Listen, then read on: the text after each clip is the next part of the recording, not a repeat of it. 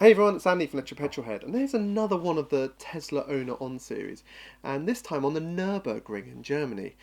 Now, the thing about American versus UK versus European stereotypical driving is American's got a lot of history in the hot rod and, quarter mile, straight line type of driving. Whereas over in the UK and in Europe, it's all about racetracks and mountain passes and all, fun driving like that. And the ultimate one's probably the Nürburgring. And there's a lot of racing goes on there, and it's a bit of a sort of infamous place if you want to go and set a time.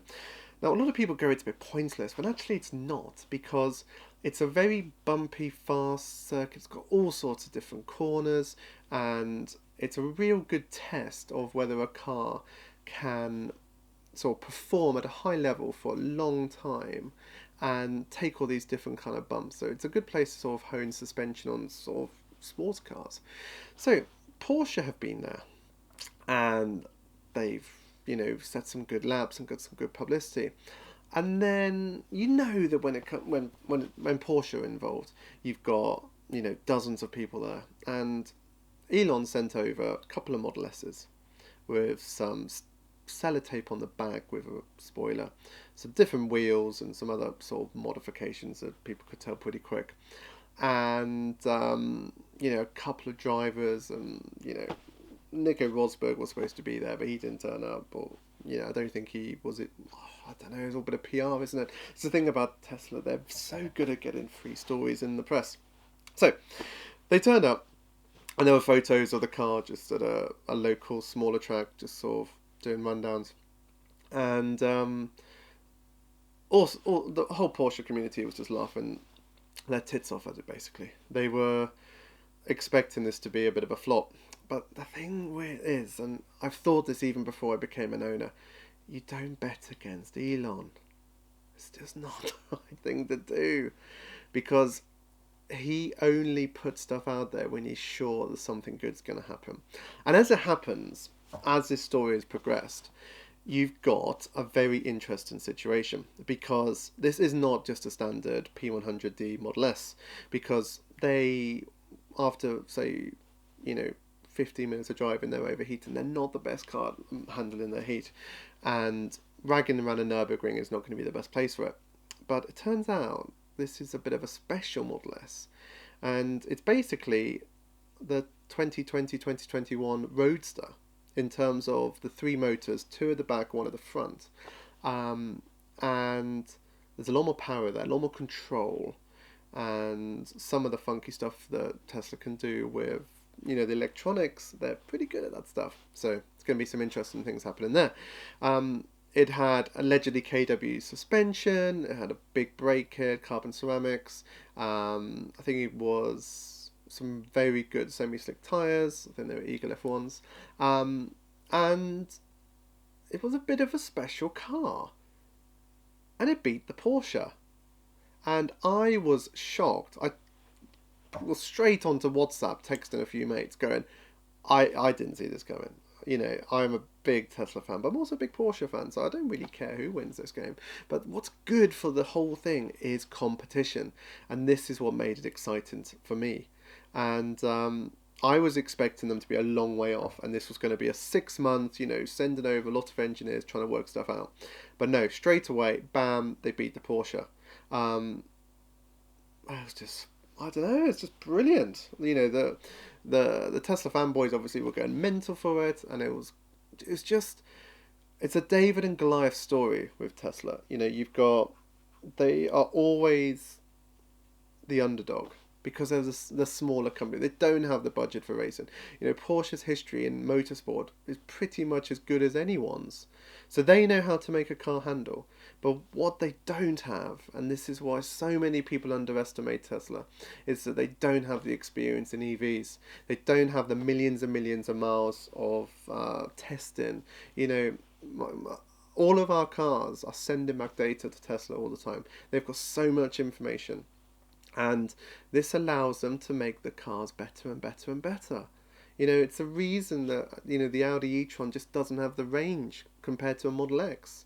It's because they don't have the experience, and they're sort of, they're new to this game, whereas Tesla aren't. You know, they've been in this game for a long time. So yeah, Nürburgring car. Basically, it turns out it's a plaid roadster in a Model S shape, and holy, I want one. Because the problem with me is I don't yet. You know, I'm actually sat in my garage. I don't have the space to stick a car in here. UK houses, they don't expect people to garage cars. It's not like in America. So I probably couldn't even fit a roadster in here. So even if I could afford one, I probably wouldn't buy one because I wouldn't want to leave it out on the driveway. But a Plaid Model S, hey, that's gonna be a car that I could see us having, because it could be a perfect family car. You know, the Model S has a load of practicality, but it also means I can chuck the helmet in the car. I can go and do loads of track days in it and have a riot, and that really, really appeals to me because it'll have a massive range, can get to the tracks really efficiently, and then get the helmet on and rag it around for a day. This is a good thing. So I now need to work out how I can afford one, because I can guarantee they're not going to be cheap. They're probably going to be 150 grand, maybe 130 if we're lucky. I don't think they're going to be much cheaper than that. I think they'll have the standard P100D, still around 100, 105. Obviously, I'm talking about UK GB pounds at the moment. But yeah, it's just really cool. And then Porsche came out and said, "Oh no, no, no, no, that's just a standard Taycan. We're gonna bring a faster one." Okay, yeah, sure, but they should, and that's a good thing. So I hope they do, because they need to be getting this time down. You know, VW has shown with the IDR that that car is quicker than an F1 car. So the it should be a similar situation where the fastest EVs are a lot quicker than the fastest race cars.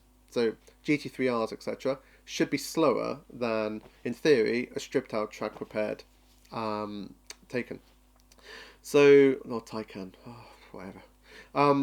So it's a really interesting scenario we've got now. As you know, a car guy, I'm fascinated by all the different options. I'm really excited to see what's going to come out of this. You know, I hope Porsche come out with a quicker car. I hope Audi bring an RS e-tron. You know, I hope BMW bring an M Sport. Well, whatever they're going to do. You know, they're going to bring out something cool. So I think we're in a really cool situation here. Tesla said, right, we're done. We've even put in a supercharger, I saw, which was really cool, because on the morning, there's loads of news people coming out saying that the cars were charged by a diesel generator, because there's not really much fast charging at the Nürburgring. Then Tesla went and announced, oh yeah, we've put in a supercharger just to make us feel at home, which is fucking awesome. So I need to go and do a road trip over there at some point. And do some laps. You know, need to do that as well. So yeah, you got a really cool situation. Tesla have gone away. They're going to come back with an even faster car. They reckon the production car is going to be even quicker. So all these things about, oh, it's a prototype. It's not a real car. You're never going to be able to buy it. No, it's not true. I think you're going to be able to buy these cars. If you wanted to, you could stick a roll cage in it, stick some semi-slick tyres on it, and go and drive the Nürburgring in the same way. For most people, they probably wouldn't. They'd just stick some, high-performance Michelins on it. They'd leave the comfort seats in, and yeah, maybe stick a bucket seat in and a harness if you do it a lot. But I just think it's exciting. Whoever is the quicker one, it doesn't really matter, because there's always going to be bias with all these different cars, and the more EVs that can do these track days, it's just going to mean all the track companies are going to, the track owners are going to stick in fast chargers. That is brilliant, and that's going to help everyone. So more power to Tesla, more power to Porsche. Let's get all the other brands out there. Let's get loads of EVs flying around, setting really good lap times. And last but point, you never underestimate the underdog, and never bet against Elon, because that is a really stupid idea. So anyway, I hope you've enjoyed this sort of little sort of insight from me. Please subscribe for more, and I'll keep pumping out the content and keep sharing my thoughts and get some more people involved as well. So that'd be really cool. Anyway, remember, subscribe, like, all that good stuff. See you later. Bye.